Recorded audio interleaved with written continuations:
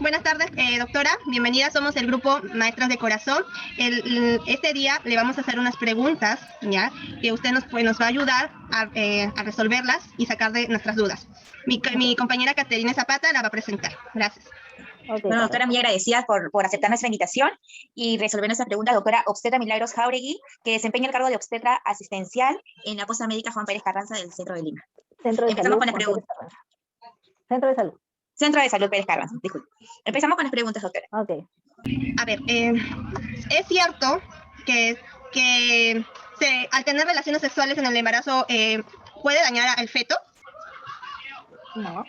No. Las relaciones sexuales en el embarazo están contraindicadas solamente cuando hay algún factor de riesgo de la madre, ¿no? Y cuando su médico o la obstetriz que lo atiende le contraindiquen, pero si no, no hay contraindicación. ¿Y cómo se calcula el día de la fecha del parto? ¿Cómo lo calculan ustedes para que sea exacto? Para que sea exacto, es un aproximado, ¿no? Se saca en función a la fecha de última regla, o sea, cuando uno pregunta cuál es su fecha de última regla, la paciente normalmente tiende a decir, ha sido el 20 de abril. ¿El 20 esperaba o el 20 vino? No, el 20 esperaba, ya le vino en marzo. Sí, el 20 de marzo. El 20 de marzo empezó, el 20 de marzo terminó. No, empezó el 17, ya. Al 17 de marzo lo sumamos 7 días, eso se llama la regla de Nagel, es una regla que ya está establecida, se suman 7 días, y como es marzo, vamos a sumarle los 9 meses, ¿no? Entonces su fecha probable, si su última regla fue el 17 de marzo, la fecha probable de parto estaría siendo el 24 de diciembre. Okay, entonces tengo entendido que se cuenta desde el inicio de tu menstruación. De la regla, no al terminar, desde el inicio, y lo sumo más 7 días, no, más 9 meses, ¿correcto? 9 meses más 7 días. No, más 7 días y de ahí se calcula los 9 meses. Ok. Si en caso yo tengo, por ejemplo, la fecha de regla fue el 10 de agosto, entonces el 10 de agosto lo sumo los 7 días, va a ser el 17, ¿tendré que sumarle 9 meses? No, le resto 3 meses. Entonces sería 19 de agosto, el 10 de agosto más 7 días sería 17 de mayo, ¿no? Porque le resto 3 meses.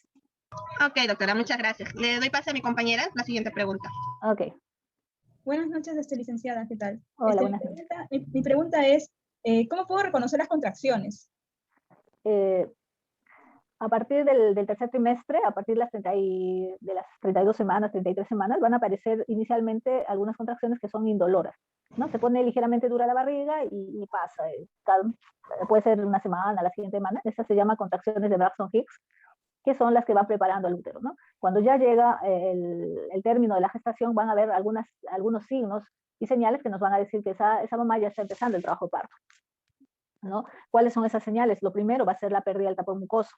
¿Qué es el tapón mucoso? Es un moco que va a cubrir el orificio cervical, y cuando cae es porque empieza el orificio a dilatar y eso va a hacer que el tapón caiga. No es que caiga un tapón enorme, cae una sustancia, una secreción espesa, una secreción que es ligera, a veces tiene un rastro de sangre. Es como, yo les digo a mis pacientes, es como el engrudo. Ustedes ya no deben saber qué es el engrudo, ¿no?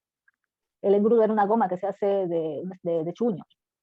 Entonces, más o menos así es el tapón mucoso. Una vez inicia con la pérdida de ese tapón mucoso y después va a empezar las contracciones. Las contracciones, la barriga se va a poner dura por cuestión de segundos y después se relaja, ¿no? Y cuando se pone dura da una sensación de cólico. Aparte también va a haber un dolor lumbosacro, o sea, un dolor en la región lumbar que se va a irradiar a la región púbica, ¿no? Que es lo que refieren las pacientes. Entonces, esa es la... ¿Cómo reconoce, señora? ¿Cómo sabe que está con contracción? Póngase la mano. Me pongo la mano y siento. Entonces, si se sube, se endura, está dura, yo lo toco y no se hunde, por esa cuestión de segundos, entonces ya está iniciando la contracción, y esa contracción cada vez se va a ir acortando, ¿no? Inicialmente puede ser una contracción a 1 hora, una contracción cada 10 minutos, cuando ya son 3 contracciones en 3 minutos, quiere decir que ya en 10 minutos, perdón, ya hemos empezado el trabajo de parto. Y otra pregunta adicional, ¿qué vitaminas se tienen que tomar durante el embarazo? ¿Hay algún medicamento que está prohibido? Hay algunos medicamentos que están prohibidos, generalmente en algunos casos se miden riesgo-beneficio, pero cuando hay cualquier problema, cualquier proceso infeccioso, el médico que la trata va a disponer los medicamentos que sean inocuos en el embarazo, ¿no? Por ejemplo, ¿qué cosa no puede hacer una embarazada en el primer trimestre? No puede tomarse una radiografía. En la década del 70 hay un medicamento que se llamaba talidomida y que produce focomelia. ¿Qué es eso? Ausencia de brazos o ausencia de miembros inferiores, ¿no? Y cuando se dieron cuenta por qué nacían los niños así, era porque las mamás habían consumido este fármaco, que ya está retirado, está prescrito totalmente. ¿Qué medicamentos deben tomar las embarazadas? Antes de embarazarse, una mujer debe prepararse, ¿no? En pleno siglo XXI ya no debemos tener los embarazos por accidente, ¿no? Porque se me fue la regla, porque no supe cuándo vino, ya no. En pleno siglo XXI se debe programar el embarazo, y para eso, ¿qué tiene que hacer? Una mujer que ya programa, que planifica, tiene que hacer su chequeo preventivo completo para ver cómo está su glucosa, su hemoglobina, sacarse su citología vaginal, que es el Papa Nicolau, y una vez que tiene todo eso, y empezar su ingesta de ácido fólico, ¿no? Y después ya va programando y se embaraza, porque el ácido fólico se lo va a tomar a lo largo de todo el embarazo. Principalmente los 3 primeros meses, el ácido fólico es fundamental porque va a prevenir defectos del tubo neural. ¿Qué es el tubo neural? El tubo neural es lo que va a ser la columna vertebral, ¿no? Entonces el ácido fólico. Después, ¿qué vitaminas tiene que tomar? La mejor vitamina es la vitamina O, ¿no? El de la olla. Claro. El de la olla, ¿no? sí, maestra. Entonces, esto tiene que tener fuentes ricas en hierro. ¿Qué voy a comer en hierro? Tengo que comer sangrecita, que es barata, ¿no? Porque también, o sea, no le puedo decir a mi paciente, no le puedo decir, señora, ¿sabe qué? Va a comprar un bife de ternera argentina y traiga. No, o sea, a mi paciente le tengo que decir, señora, va a comer sangrecita, que es barata y es rica. O sea, incluso la nutricionista les decía preparar hasta mousse de sangrecita, hacen mousse con chocolate, hacen chaufa, hacen tortillas, incluso simplemente un saltado de sangrecita con papa, que es rica y es fuente de hierro enormemente. ¿Qué más? Hígado. ¿Qué más va a comer? Pescado. El pescado no va a comer toyo, va a comer jurel, va a comer caballa, va a comer bonito, ¿no? Entonces, ¿qué son fuentes de hierro? Y también son fuentes de proteína. Tiene que procurar comer huevos, ¿no? Leche. Entonces, va a establecer, para eso es que cuando una mujer está embarazada, se hace un servicio de atención integral. La obstetricia, si es un embarazo normal, la obstetricia lo controla. Si es un embarazo con alto riesgo, se deriva al obstetra, ¿no? Al ginecólogo. Y va la nutricionista para ver cómo está, tiene que ver el índice de masa corporal también, para ver si esa gestante está con bajo peso, está con peso normal o está en sobrepeso. ¿Qué más va a hacer? Se va a sacar toda su batería de análisis también, ¿no? Para saber cómo está su hemoglobina, fundamentalmente, porque ese es uno de los problemas de nuestras gestantes, ¿no? Que tienen la hemoglobina muy baja. Otra cosa que tiene problema es la sobrepeso y obesidad, que está de moda ahora. La mayoría de nuestras gestantes tienen sobrepeso y son obesas, y un factor de riesgo en la gestante, en el embarazo, es el incremento excesivo de peso, ¿no? Tiene que pasar con psicología, porque la salud psicológica de la gestante es importante. Tiene que pasar su evaluación médica sí o sí, ¿no? Entonces, todo eso, o sea, no solamente es le receto Supradin, le receto madre, le receto, no, porque si puedo suplir, por eso se llaman suplementos vitamínicos. Si en caso la dieta de la paciente no le da los nutrientes necesarios, entonces ya pues no queda otra, ¿no? Pero si con la dieta normal la gestante puede ingerir los alimentos adecuados, no tendría que suplementarse. Doctora, una consulta. ¿Es cierto que el hierro que consumimos las gestantes debe complementarse con una bebida que contenga cítricos para poder asimilarlo mejor? Sí, ¿por qué? El hierro, generalmente, el sulfato ferroso, que es el que se administra en el sistema de salud, es muy lábil, ¿no? Entonces, para poderlo fijar, debe ser tomado con una bebida cítrica. Puede ser una limonada solamente, una naranjada, ¿no? Por eso es que se recomienda cuando se come menestra, que la gestante debe comer menestra, también, entonces se recomienda tomar un vaso de refresco cítrico, pero natural, ¿no? Puede ser solo una limonada, puede ser una naranjada, no tiene que ser, cuando toma la tableta de sulfato también, o sea, no tiene que ser un vaso de jugo de naranja exclusivamente, ¿no? Y de naranja guanto, no. Es un vasito con una tapita de limón, nada más, para que pueda absorber ese hierro. Igual cuando almuerza menestra con pescado, toma un vaso con limón, o una limonada, a temperatura de preferencia, porque si tomamos alimentos calientes, ya les decía que el hierro es lábil, simplemente no se asimila. Entonces, lo que tiene que hacer la gestante es tratar de consumir lo más que puede, ahorrar a sus reservas de hierro, porque a partir del segundo trimestre va a bajar sí o sí su hemoglobina, ¿no?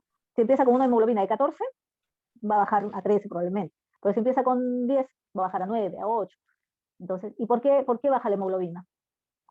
¿Ah? Porque el bebé lo absorbe más los nutrientes. Porque, no tanto, porque en el segundo trimestre se produce la hemodilución. El torrente sanguíneo de la madre tiene que pasar por la placenta porque ese bebé ya ha formado su sistema circulatorio y va a también necesitar el flujo de la sangre de la madre. Entonces ese compartir va a hacer que baje si en caso no tienes una ingesta buena de hierro. Ok, la otra pregunta, compañeras, ¿quién va a hacer? Doctora, una consulta. Sí. Mi pregunta es si es que los papás no son compatibles en lo que es el tipo de sangre, ¿los bebés podrían tener alguna malformidad o alguna complicación? No necesariamente. El primer embarazo, casi generalmente, el problema es cuando el bebé es un grupo de sangre diferente al de la mamá. Pueden ser los papás de diferente grupo de sangre, pero si la mamá, sobre todo es en el grupo de sangre negativo, ¿no? Si tengo un papá que es RH negativo y la mamá es positivo, y tengo el bebé que es positivo, no va a pasar ningún problema. Si tengo un bebé que es negativo, va a generar un sistema de respuesta, por eso es que al momento del parto se le pone una vacuna, se llama el Resumán, para evitar que esa madre quede sensibilizada, porque si no, a posteriori va a tener estos problemas en sus gestaciones, ¿no? A veces terminan en abortos, en partos tempranos. Ok, doctora. Y en el caso de, ¿qué diferencia hay en un embarazo planificado y uno por accidente? Que el planificado está todo en orden, ¿no? Está emocionalmente, estás preparada, sobre todo eso, a veces hay una estabilidad emocional, en tanto a nivel familiar tienes una pareja estable, ¿no? Y que ambos se busca ese embarazo. Entonces ya como que todo va a formar parte, o sea, va a haber cambios y va a haber situaciones estresantes, se llama ciclo familiar cada vez, ¿no? Entonces lo primero, la primera eslabón del ciclo familiar, que es cuando una pareja se une y empieza el primer hijo, esto se puede resolver más, va a generar conflictos, pero sí, a diferencia de uno que no es planificado, es porque, bueno, es una relación a través de relaciones sexuales no protegidas, y muchas veces una genera, depende de las edades que tengan las personas, las mujeres sobre todo, va a ser el afrontamiento, ¿no? Si tienes un adolescente, ¿qué va a quedar? Hay muchos caminos, muchas veces terminan en lugares donde se hacen abortos clandestinos, porque el aborto no es legalizado acá. Después terminan, o sea, es todo el estrés que genera porque no le van a decir a la mamá, ¿no? Porque a los 15, cuando estás en cuarto de secundaria, no le vas a decir a la mamá que estás embarazada, porque tu mamá no cree que tú estés en relaciones. Entonces, es una carga emocional muy fuerte y sobre todo cuando la pareja no se quiere hacer cargo, ¿no? Entonces, emocionalmente, esto es un choque bien grande y sobre todo, si no tienes, como decía una profesora, ni la salud completa, entonces, ¿cómo vas a afrontar un embarazo, traer una nueva vida si no tienes estabilidad, no tienes un trabajo, no tienes, o sea, todavía ni siquiera tú sabes qué vas a hacer o cómo vas a afrontar tu vida adelante, porque todavía vas a empezar a competir, si eres adolescente vas a empezar a competir con el hijo que vas a tener, porque van a ser dos niños que van a crecer igual. Y en otras etapas, por ejemplo, cuando no tienes, si ya en la etapa adulta, si tienes una relación y no estabas preparada para ese embarazo, tampoco no sabes qué vas a hacer, ¿no? Trae muchos, sobre todo cambios emocionales y socioeconómicos también, porque un embarazo no programado te va a truncar muchas cosas, ¿no? Si tienes un embarazo vas a tener que trabajar para poder mantener y ya no vas a poder seguir tu línea de vida. ¿Hasta qué edad sería prudente salir embarazada, tener un bebé? ¿Hasta qué edad? Y si me excedo, ¿qué pasaría? Ya no hay, se han ido liberando de ciertos tabúes y ciertos mitos que había, ¿no? La edad óptima es entre 25 a 35, ¿no?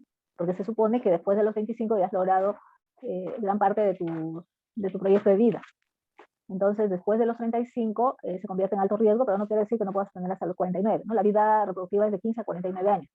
Entonces, ya después de los 40 se dan por técnicas de fertilización asistida.